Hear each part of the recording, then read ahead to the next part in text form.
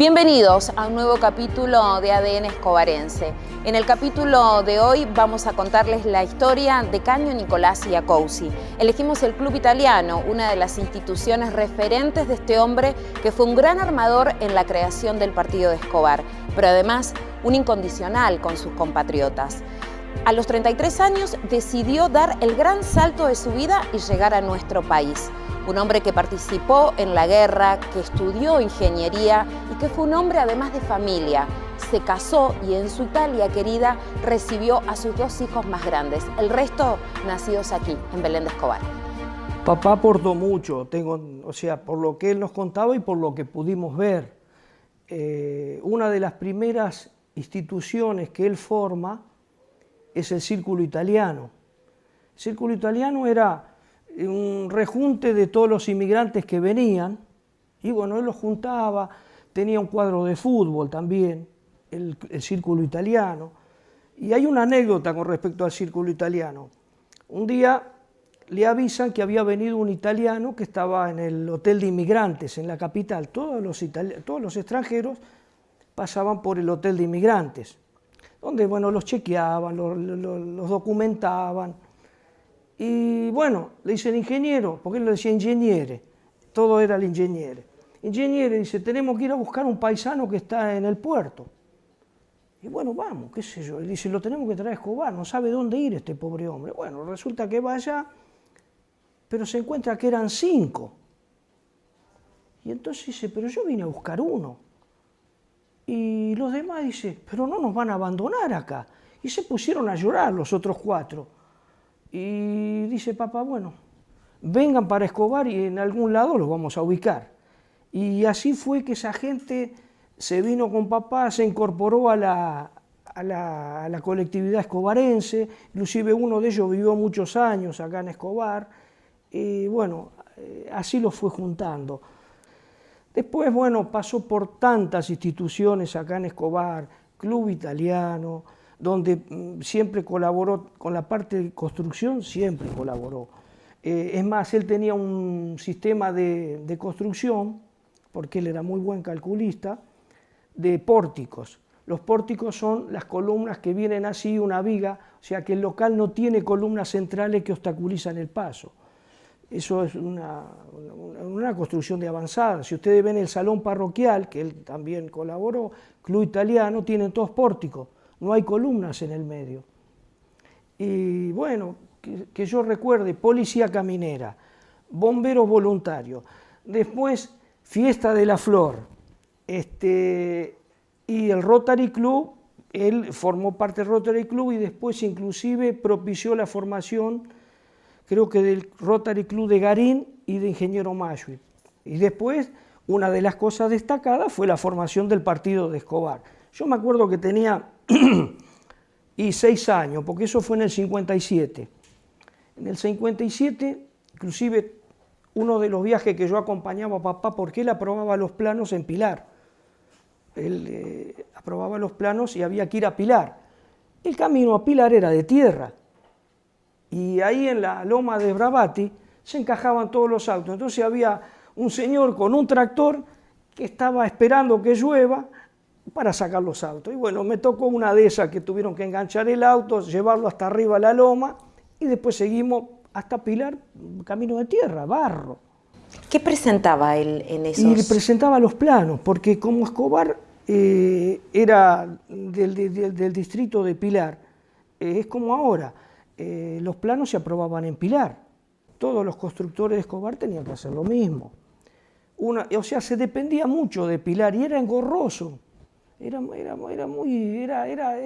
qué sé yo, dramático ir hasta Pilar. Si llovía, los colectivos, los pocos, eran unos colectivos que calculo que los primeros de la isleña, no recuerdo eso. Pero yo me acuerdo que sí que era de barro, o sea, de tierra, y los días de lluvia era imposible llegar a Pilar. Adriano, ¿se acuerda por qué su papá hablaba de la independencia de Escobar, más allá de esto de las distancias? Escobar había crecido mucho y no tenía sentido depender de Pilar. Escobar ya tenía industria, tenía parques así grandes donde había Casa Quinta, Vivienda El Cazador, Parque Belén, después Mashuit se estaba haciendo grande, Mateu también, o sea que había crecido tanto y dice, qué pena que toda la ganancia de Escobar se tenga que compartir, donde Escobar va a estar siempre sujeto a los designios de Pilar, o sea, el crecimiento de Escobar va a estar siempre sujeto a Pilar. Entonces, fue una idea consensuada entre mucha gente, eso no fue idea de papá, eso fue idea de mucha gente de Escobar. Papá actuó en representación del Círculo Italiano, porque fue en el año 57 donde empezaron las gestiones. Y después en el año 59 se concluye como que sí, nos emancipamos de Pilar y se forma el Partido de Escobar con los límites de Río Paraná, Benavides, que es partido de Tigre, o sea, hay varios ríos, del río Luján que nos separa de Campana, y bueno, no se olviden también que dentro del partido de Escobar quedó la Ford Motor Argentina, que fue una de las industrias más importantes en ese momento. Después ya Escobar creció solo, ya no necesitó más de todo eso. Si hoy Caño viviera, sí, ¿a qué lugar lo llevaría? ¿A recorrer, a volver a pasear, a conocer? Y a él lo que le gustaba cuando lo sacábamos a pasear, ver las cosas donde él había participado. Pasábamos por el club esportivo, el salón parroquial, él le tenía un cariño muy especial al salón parroquial, él le ayudó mucho al salón parroquial, después el club italiano. Entonces él pasaba, ya no se bajaba del auto y miraba todas esas cosas y no decía nada, porque no... él hablaba mucho cuando estaba así de reunión, pero si no, familiarmente era medio parco para hablar. Pero él miraba y habrá dicho, bueno, por acá estuvo mi granito de arena. Cuando se forma PANE, que todavía no se llamaba PANE, que se llamaba Yelén, mi marido fue el primer director porque no teníamos idea de lo que era un director, alguien que organice un poco todo lo que era llevar adelante una institución, que en ese momento la palabra institución para nosotros no existía. Era tener un lugar para que nosotros, nuestros chicos, empiecen a tener una estimulación temprana, que también esa palabra, por el año 82, no se conocía lo que era estimulación temprana. Entonces, cuando papá agarraba la batuta, era a lo grande. Fue cuando, así como pasó con la Dante, también, encontró esta casa sobre la calle Rivadavia, que no estaba terminada. Y bueno, ahí vamos, hay que ir a comprarla y hay que comprarla y hay que hacerla. Y bueno, tal cual como hizo con la Dante, empezó a pedir plata prestada, como se pedía plata se devolvía y se compró esta casa. Y ahí nos empezamos a dar cuenta cuántos nenes con problemas severos había en Escobar y en el partido de Escobar, porque empezaban a golpearnos gente que no eran de Escobar. Papá y mamá siempre nos apoyaron, siempre, siempre. Era como que nosotros teníamos que encaminar algo y después, como él ya tenía tanta experiencia en todo lo que era institución, él agarró la banda y dijo, lo voy a seguir yo. Pero ahí ya, bueno, ya había que darle un nombre jurídico. Entonces por eso buscamos a PANE, Asociación de Padres y Amigos del Niño Neurológico de Escobar. Tal vez hay instituciones que me olvido, pero en todas las instituciones de Escobar estuvo él. Es más, con la primera intendencia que fue Lambertucci, que era la Unión Vecinal, sí. Papá fue secretario de Obras Públicas. Cuando papá fue secretario de Obras Públicas, muchas calles del Cazador no tenían nombre, lo que es el barrio Man y la parte última del Cazador. Entonces van a ver que hay unos nombres que llaman la atención, Leonardo da Vinci, Miguel Cané, Miguel Ángel, bueno, por eso los fue poniendo él. Los ponía obviamente siguiendo algún criterio, pero ¿había alguno que a él le gustara? Y él por ejemplo, los fines de semana era una función familiar con las diapositivas. Él era loco por los pintores, por los Giotto, Miguel Ángel, Leonardo da Vinci, todos. Bueno, y era una reunión familiar que nos reuníamos en el garaje. Bueno, y él había que escucharlo y pedía concentración. Entonces, yo que era el más vago de todo, me sentaba atrás de todo con mi mamá. Mi mamá, como no le interesaba, la verdad, lo único que hacía se empezaba a reír. Bueno, terminaban esas reuniones, en un despiole general, mi viejo suspendía bueno, dice, si no les interesa, apagaba la máquina. Entonces terminaba, Lía, vos y Adriano váyanse afuera. Entonces, mi mamá y yo nos teníamos que ir y empezaba otra vez. Cuando empezaba, mi mamá aparecía de nuevo como para arruinarle la función a mi vieja. ¿Qué era eso? Y de chicos le teníamos un poco de, no miedo, pero era medio autoritario cuando nos juntábamos los domingos a comer, que mi papá ya comentó de las diapositivas, había que ver eso y nos retaba y nos tirábamos con comida nosotros. Bueno, entonces, pero tengo como un abuelo cariñoso, muy generoso y preocupado por el bienestar de los demás. Como nieta no tengo más que palabras de gracia para él, como para mi nona también, que fue una compañera que estuvo a la par, así como fue él para mí un gran hombre, fue una gran mujer ella también. Adriano, ¿hablaba de la guerra su papá? Bueno, él hablaba muy poco, se ve que era algo que no quería recordar. Piensen que él lo llaman, o sea, lo convocan para la guerra, la colimba, la famosa Naya, que hay un libro, y recién casado. Bueno, y ya estaba la guerra, lo suben a un tren y lo mandan para el frente. Como él tenía una cierta instrucción, lo nombran sargento. Se dieron cuenta que era una persona despierta, que enseguida agarró el uso de las armas, todo, bueno, le dieron el grado de sargento. Y partió para el frente ruso. A todo esto, mamá queda embarazada de Ivo. Bueno, y él se va al frente, y cuando regresa de la guerra, mi hermano ya tenía 3 años. Y cuenta mamá que no lo quería ni ver. Pero dice, este es tu papá. Y Ivo se escondía atrás de mi mamá y no lo quería ni ver. Hubo que convencerlo de que papá era el padre. Fíjate las cosas de la guerra. Y después episodios, hoy, que nosotros, ya él fallecido, encontramos en los horcones de él todos los recuerdos de guerra, encontramos cosas que, bueno, que no nos contaba.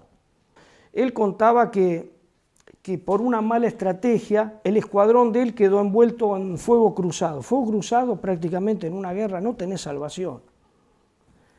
Bueno, se tienen que retirar y bueno, y le dicen que es la retirada, que sálvese quien pueda. Y bueno, había varias columnas, él contaba eso. Una columna seguramente volvió a Rusia, donde los tomaron prisioneros y terminaron en campos de concentración. Y otros que tuvieron suerte pudieron llegar a destino. Papá tuvo suerte y en esa caminata larga hacia el regreso a su hogar, dice que encuentra un burro en el hielo, pero que no se podía parar. Le quitó ropa a gente muerta que había ahí, a soldados muertos, le vendó las patas a ese burro, lo logró parar y con ese burro contó que hizo muchos kilómetros sobre el burro. Después cuando ya el clima se fue más benigno, lo soltó y él continuó a pie, hasta que pudo repatriarse. Bueno, papá fue nombrado cavaliere italiano, ¿sí? Por en la guerra, esta participación de la guerra y la preocupación que él estuvo tanto con mi tío acá por la gente italiana que llegaba, que dentro de todo él, con una formación universitaria, por lo menos estaba al tanto de todo, pero acá la mayoría de los inmigrantes que llegaban, pobres, no tenían idea ni sabían hablar bien el castellano. Entonces él fue con mi tío un poco la ayudaba a esas personas como para ver cómo podían seguir, si podían viajar, si podían hacer algún trámite de todo lo que era en cuanto a cuestión de consulado. Luego fue ciudadano ilustre de Escobar, nombrado ciudadano ilustre por Jove estaba en ese momento. Y después, a través del senador Costa, lo nombran mayor notable argentino. Eso es una distinción que no se le da a cualquiera. Fue el primer inmigrante, por tantas obras que él hizo para su pueblo tan querido que es Escobar, le dan ese reconocimiento. Adriano, nuestro programa se llama ADN Escobarense. Si tuviese que definir el ADN de su papá, ¿cómo lo definiría? Y una persona de carácter fuerte, una persona que ayudó mucho a su familia, ayudó a todos los hijos, en lo que pudo nos ayudó. Realmente estamos agradecidos y lo que más le agradecemos es la formación, porque las cosas materiales son efímeras, pero la formación que nos dejó papá fue muy duro a veces con nosotros. Aflojó un poco cuando ya éramos grandes, pero si no fue severo en cuanto a la educación. Agradecimiento. ¿Él se sintió que en algún momento la comunidad de Escobar le agradeció por todo lo que hizo? ¿Él sintió ese reconocimiento? Sí. Lo que pasa es que él hacía las cosas sin esperar nada. Entonces el agradecimiento, sí, lo tomaba como, bueno, como algo que por ahí lo merecía, pero no estaba pendiente de que le agradecieran lo que él hacía.